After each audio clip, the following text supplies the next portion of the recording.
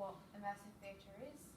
In the two videos that I've seen here is what immersive theatre is and how you follow a storyline during immersive theatre.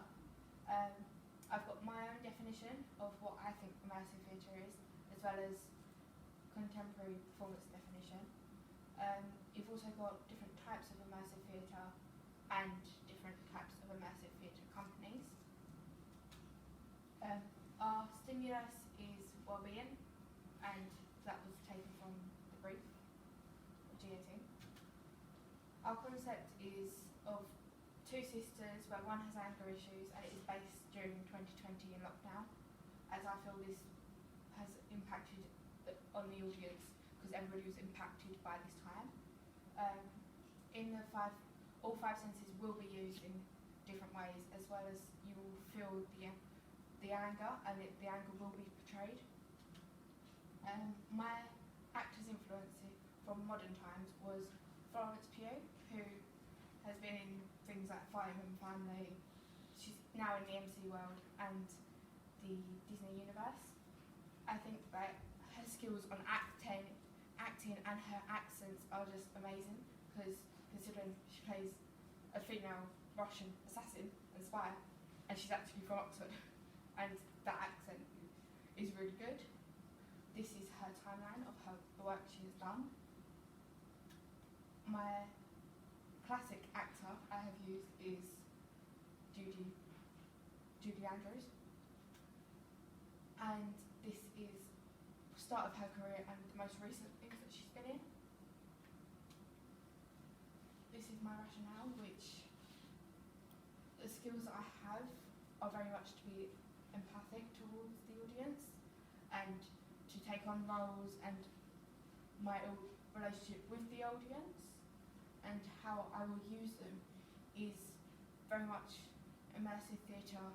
A big part of it is how you and your relationship is with the audience and how it has impacted, and I wish my piece will impact and make people think about what happened during lockdown and how they relate to the performance. The end product, I want people to think about like the lost generation, which is known as teenagers and students of the time, and to be mindful of them because a lot of them have issues and lockdown was a really hard time for them. My aims and objectives is to focus on my interpretive skill, which was to look into the social and historical research of my characters, and I'm doing this by my actor's influences. Another one is to use voice, articulation and volume.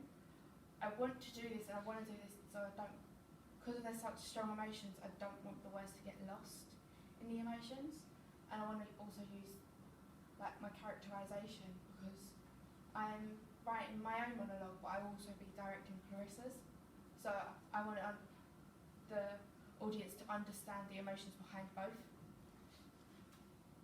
My target audience, I feel it should be 15 and above, because of there are some explicit language in it, and because I feel that anyone below the age of 15 would have been 13 in 2020, and they wouldn't relate to the performance as much because they wasn't a teenager or a student of a certain age during that time.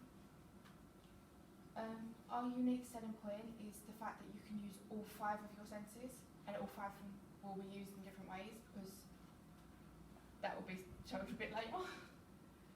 These are my contributions.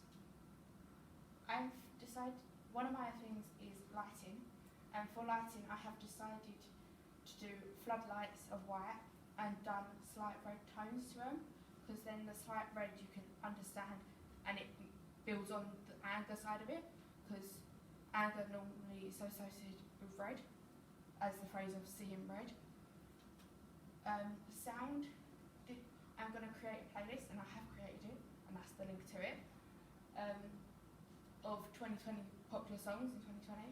It is also collaborative, so if anybody wants to use the link, they can use it and just add songs as they feel like to make it more immersive. Set design, a lot of when you look back to 2020, a lot of things that were popular were such things as LED lights, cow prints, fairy lights, fake plants.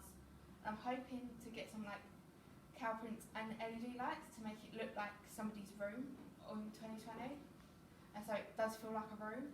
I'm also hoping to get some drawers and some clothes out the prop cupboard just scattered around a bit places, so it does look like a bedroom, but as well try and get staging so it looks like a bed with some like sheets over the top instead of like getting an actual bed, because I think that would be easier for it. This is a collage of things and situations and popular things in 2020. For props, I am gonna use like a lot of popular pop things that was like trendy in 2020 was LED lights, crystals, chains, and I'm thinking for smelling props to have candles with two aspects, such as smelling, and then it will make it look like that team's room. But then as well, I want to have a laptop in there because a lot of the online classes, there was a lot of online classes in 2020, as well as a few masks lying around, as well as leaflets on issues during this time. I'm going to write my own monologue, and I have researched into them. For this, I've decided the main themes for my monologue is that my character wants her sister to get better and to get her emotionally better and mental health better. I've got a video there about how to write a monologue, as well as a little photo on this side about how to write it as well. This is hair and makeup trends, and a lot of it was popular. For my hair and makeup personally, I'm going to do it bright colours that relates to the time era, as well as just simple makeup, because a lot of the makeup was simple with quite a lot of pink blush, so I think that's going to make it look like the time period. For costumes, a lot of it was mini skirts, oversized jumpers, cargo trousers, leggings, just comfortable clothing, because where everybody was in lockdown and inside their houses, they just wanted to be comfortable. So for mine, I'm deciding to do an oversized jumper, like leather looking leggings, maybe adding a chain, I don't know. That's if it doesn't fit the style of 2020 already. Thank you. And this is my personal project plan, and this on the week of the 24th, I'm hoping to write my own monologue to make the decisions on set and props, decide on music, decide on lighting, decide on settings, and do the week 1 process report. The week of the 31st of January, I'm hoping to make the second draft of scripts, leave time for changes if it needs to be, because I understand if with projects there will be changes throughout. Week 2 process log, make decisions on costume, hair and makeup, and then on the 7th of Feb, make final third week process logs, rough drafts on performance with costume on, and leave time in case it changes again. And then the 14th, we are on half term this week, so I'm hoping to do FaceTime rehearsals, memorize script and run-throughs.